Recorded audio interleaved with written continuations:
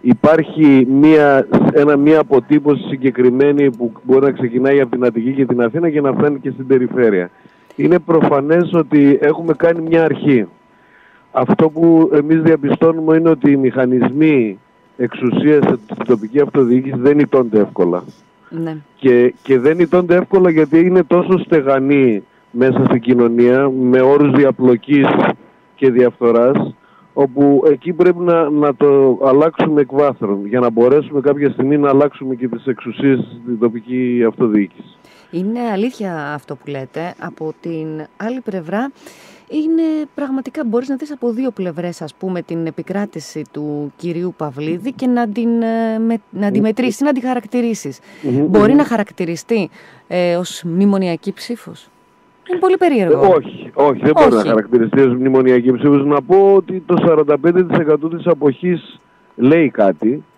Δηλαδή ένας κόσμος απαξιώνει την διαδικασία και άρα πρέπει να ρίξουμε το βάρος μας και εκεί, να γίνει τη δουλειά δηλαδή στους ανθρώπους που δεν θέλουν να ψηφίσουν, που είναι σημαντικό.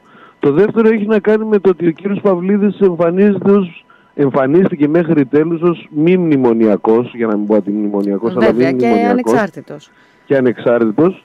Και ο κύριος Γιαννακίδης, που ήταν ο εκφραστής των μνημονιακών πολιτικών, έχει ιτηθεί. Με μια σημαντική διαφορά. Με μια σημαντική διαφορά. Τώρα, δεν είναι καλό το αποτέλεσμα, δεν θα κρυφτώ πίσω από το δάχτυλο μου. Δεν είναι αυτό τέλος πάντων που εμείς περιμέναμε. Σωστά, γιατί καλό, αν συγκρίνεις το 4,62 που είχε στην περιφέρεια Ανατολικής Μακεδονίας, Θράκης, ο προηγούμενος συνδυάσμος που στηρίζονταν από το ΣΥΡΙΖΑ, το 11,26 είναι πάνω από το διπλάσιο. Είναι πάνω από το διπλάσιο, σωστό. Αυτό λοιπόν είναι μια αρχή, το ξαναλέω. Δεν περιμένουμε να αλλάξουν τα πράγματα από τη μια μέρα στην άλλη. Περιμένουμε όμως, βάλαμε τη βάση και με τον Κώστο τον Μορφίδη θεωρώ ότι είναι η πιο αξιόλογη μας επιλογή και δικαιώνεται αυτή η επιλογή σε πολύ μεγάλο βαθμό. Ξεκινάμε μια διαδικασία η οποία ουσιαστικά θα είναι η ανατροπή για την επόμενη πενταετία. Ξεκινά μια διαδικασία ελέγχου και σκληρής αντιπολίτευσης και θέλουμε να συσπυρώσουμε έναν κόσμο που αντιτίθεται στην λογική της εργολαβίας και στη λογική της διαμεσολάβησης, ώστε η περιφέρεια Ανατολικής Μακεδονίας και Θράκης να έχει την ηγεσία και να έχει και την παράταξη που της αξίζει. Αυτό θα συμβεί σε αυτά τα 5 χρόνια που θα διανύσουμε, αλλά πιστεύω ότι η επόμενη πενταετία είναι δικιά μας, ενώ είναι η πενταετία της αριστεράς και είναι και η πενταετία της κοινωνίας. Αυτήν θα διεκδικήσουμε από εδώ και πέρα. Και το πράγμα, όπως είπατε, στείνεται και βήμα-βήμα στη Δράμα, σε 5 δήμους, μόνο στη Δράμα, στην πόλη της Δράμας, υπήρχε παράταξη που στηρίζεται. Εδώ λοιπόν, καλώς την αναφέρετε τη Δράμα. Η Δράμα είναι κλασικό παράδειγμα πώς μπορεί ένας δήμαρχος, ο νυν δήμαρχος, να έχει στρώσει έναν μηχανισμό εξουσίας, ο οποίος θα το κρατάει και για αυτήν την επόμενη πενταετία στα πράγματα. Όσο και αν προσπαθήσαμε σε όλη αυτή τη διαδικασία, καταρχήν να σας πω ότι ήμασταν κομμένοι από τα ΜΜΕ, παίχτηκε το ελάχιστο δυνατό, το νόμιμο δηλαδή, που μπορούσε να παιχτεί για την παράταξή μας. Αυτό μας το είχε πει και ο κύριος Ηλιόπουλος. Γιατί? Στο πλαίσιο αυτών των μηχανισμών που λέτε. Στο πλαίσιο των μηχανισμών και στο αλυσβερίσι που έχει ο νυν δήμαρχος και οι μηχανισμοί του με αυτήν την ιστορία.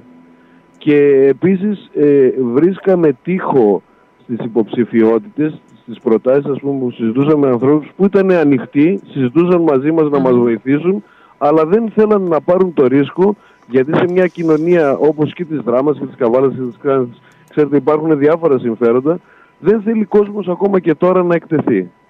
Ναι. Και έτσι έχουμε ένα αποτέλεσμα ναι μεν καλό, δηλαδή ένα 8% για ένα συνδυασμό που για πρώτη φορά μπαίνει έτσι τόσο οργανωμένα. Αυτό είναι, κοιτάξτε, αν ήμασταν σε άλλες εποχές ή αν δεν ήμασταν σε προεκλογική περίοδο θα λέγαμε ότι ήταν μεγάλη επιτυχία. Σε άλλη χρονική περίοδο δεν θα υπήρχε αυτό το ψηφοδέλτιο. Ναι, ακριβώς. Η αριστερά καταρχήν ο ΣΥΡΙΖΑ, να το πω πιο συγκεκριμένα, έχει κατεβάσει ψηφοδέλτιο το 10, πήρε 1,5% και τώρα έχουμε πάρει 8%. Και αυτό είναι η πρώτη φορά που θα έχουμε δημοτικό σύμβουλο στο Δήμο Δράμας από γενέσεως Δήμου, να σας πω. Δηλαδή δεν υπάρχει προηγούμενο, είναι η πρώτη φορά που γίνεται οργανωμένη προσπάθεια με δυνατότητες και αυτό το πράγμα μας βγαίνει σε έναν βαθμό. Εμείς βάζουμε, ξαναλέω, τη βάση.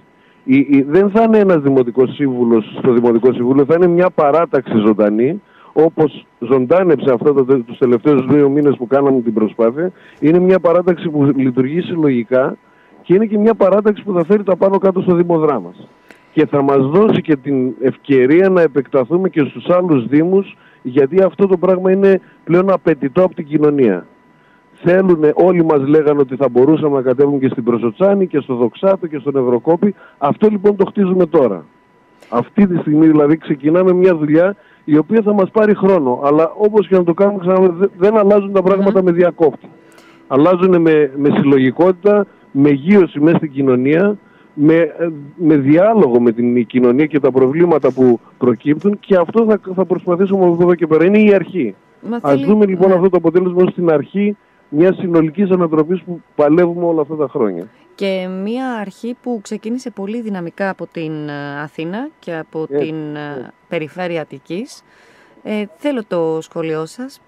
Εκεί θέλω να πω κάτι, αυτό σημαντικό που λέτε. Θέλω να πω το εξής. Υπάρχει, ο κόσμος ίσως να μην το καταλαβαίνει σε μεγάλο βαθμό, αλλά υπάρχει αυτή τη στιγμή ο ΣΥΡΙΖΑ και απέναντί του είναι 99,9% η προπαγάνδα, το ίδιο το σύστημα, τα επιχειρηματικά συμφέροντα, και παρόλα αυτά διατηρείται στην κορυφή. Διατηρείται πλέον σε μια ηγετική, βγαίνει πλέον μια ηγετική διάσταση με το ΣΥΡΙΖΑ, και αυτό το πράγμα θα το παλέψουμε, και φάνηκε και στην Αττική.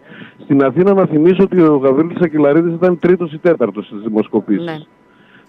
Αποδεικνύεται ότι οι δημοσκοπήσεις μάλλον ή δεν γίνονται καλά ή τέλος πάντων είναι στημένες. Όπως επίσης και στην περιφέρεια. Ο Σγουρός, αν θυμηθείτε την πρώτη δημοσκόπηση του αγαπητού κυρίου Πρετεντέρη, έδινε 15 μονάδες διαφορά στο Σγουρό με την Ρένα. Αυτό το πράγμα δεν συνέβη. Και αυτό το πράγμα δεν συνέβη γιατί από τα κάτω πάλι προσπαθούμε. Δεν έχουμε ούτε μέσα επικοινωνίας δικά μας. Δεν έχουμε καμία εφημερίδα φιλική προς εμάς. Καμία ιστοσελίδα μαζικής επισκεψιμότητας που είναι φιλική προς εμάς. Και παρόλα αυτά καταφέρουμε στην Αττική, που είναι σχεδόν η μισή Ελλάδα, αλλά και στην Αθήνα επίσης, να είμαστε πρώτοι. Αυτό λέει κάτι. Όταν γίνεται δουλειά λοιπόν από τα κάτω, όταν ταξικά προσεγγίζουμε τον κόσμο, όταν δηλαδή βάζουμε τα κοινωνικά χαρακτηριστικά του και όχι άλλα πράγματα υπερβατά, πάμε πολύ καλύτερα. Και μάλιστα αποδεικνύεται ότι όταν συλλογικά δρούμε, όπως έγινε στην Αθήνα και στην Αττική και όπως έγινε και εδώ στη Δράμα, όταν συλλογικά δρούμε λοιπόν μπορούμε να έχουμε αποτελέσματα. Πέρα από επικοινωνιακές φανφάρες και κόλπα και τερτύπια επικοινωνιακά. Και σίγουρα να πούμε ότι σε πόλεις περιφέρειες με μεγάλο πληθυσμό η όσμος είναι άλλη, δεν υπάρχουν οι τοπικές ιδιαιτερότητες, οι συσχετισμοί άλλου τύπου. Οπότε είστε ευχαριστημένος, νομίζω ότι πρέπει να είναι και η πόλη της Δράμας. Είμαστε ευχαριστημένοι και είμαστε αισιόδοξοι, και κυρίως, επειδή δεν πρέπει να το ξεχνάμε, την Κυριακή που έρχεται είμαστε έτοιμοι να δώσουμε το τελικό χαστούκι σε αυτή την κυβέρνηση. Είμαστε έτοιμοι να δώσουμε την τελική απάντηση σε αυτή την κυβέρνηση, ώστε από τις 26 Μάη να μην είναι πλέον στην εξουσία, να φύγουν και να μας αφήσουν.